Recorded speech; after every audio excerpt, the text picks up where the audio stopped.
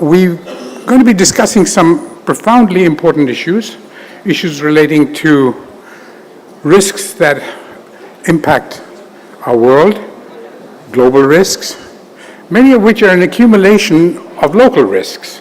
So to some extent, we'll be transcending the spatial and the geographical to see what are the kinds of things that need to be done to bring humanity in balance back with nature again. This is a sustainability summit. So in some ways, what I'm going to focus on is what I see as the global risks which are going to be a challenge to sustainability in the years to come. As you know, we've always talked of sustainable development in terms of three key areas: the environment, economics, and the social dimension, the economic, social, and the environmental dimension. The one thing you can say about climate is, one forecast is more rain on fewer days. This is what happened in Kerala. It wasn't that the total amount of rain Kerala got over the monsoon season was hugely excessive, but much more of it came on fewer days. And you're going to get more and more of this. You're going to get more and more heat waves, including temperatures going up to 50 degrees, which is a point at which it's extremely difficult even to survive in the shade. What I would like to do very quickly is to explain the European Union's vision of how we can combine our desires for comfortable lifestyles with the carrying capacity of the planet. In other words, living well within the limits of the planet. 60% of the world's ecosystems are already depleted. 85% of our fish stocks are overfished. So we have a bit of a crisis on our hands. At the same time, we have a second challenge, that of urbanization, and Minister Puri Singh has spoken very eloquently about this. Again, the International Resource Panel has come forward with figures that will stick to our minds for a long time. 50% of the urban areas that we will have in 2050 have not yet been built. Between 2011 and 2013, China has used more cement than the US in the entire 20th century. I'm going to talk specifically about water, something that we've been driving for over a decade in WWF is a progressive engagement with the private sector on water issues. And I think you've heard many speakers today attest to the fact that water risk is really a real issue. The World Economic Forum, of course, has identified this over the last 5 years as one of their top 5 risks, but certainly we can see globally from the response of companies that these issues are material. They are hitting the bottom line in a way that potentially other environmental issues are not. It's worth noting that around 20% of global GDP sits directly in river basins of high water risk. And in 2017 alone, CDP tells us that $24 billion worth of money was invested by companies to address acute water risk.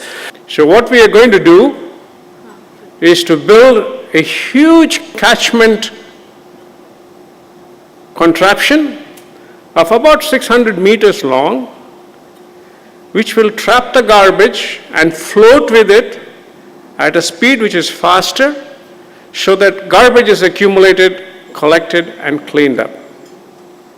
This great ocean cleanup, as it is called, requires a contraption to be strong enough, which is at least 15 to 20 times stronger than steel, but light enough to float on water and move and not corrode and stay afloat for years to come, exposed to brine, ocean currents, sunlight, whatever it is for years. We're having a very interesting conversation, starting with the big issues that we are confronted with in an age when things, both in the world of politics and economics on the one hand, and in the world of ecology and society on the other hand, are in disarray. We need to have everyone on this planet, in every sector, address them in ways that we can bring them back. But most importantly, we need regulation to keep pace with what we're talking about. If the regulations aren't there to push the market won't move either. So I think that we need to also recognize that there's some tough things here that we need to push to make them all come together. Just a word on plastics in the ocean. Plastics in the ocean is extremely important, and my own institution is doing a tremendous amount of work about this. But let's also recognize that this is a waste management problem.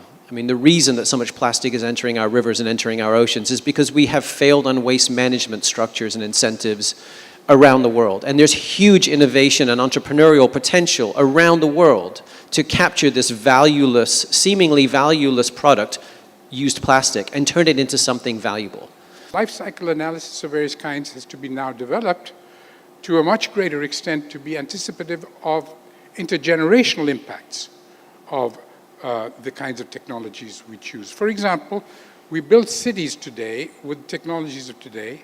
They have a lock-in period of 100 years. There's no way you can change them once you've done that. Now, if you are using technologies or resources that are going to be problematic for one reason or another, health reasons or scarcity reasons or whatever, you are going to end up with a massive problem for the next 3-4 generations. So this is essentially a fundamental issue. And what Rajagopal was talking about was science and purpose. And you know, the purpose is a better life for everyone. That has to be the fundamental purpose. And we cannot say that it's good for me and let nature or let future generations take care of themselves. In fact, some people say, what did future generations do for me? I think, you know, we're going to have to face facts. We are the future generation. We're going to pay the costs of it ourselves in our own lifetimes.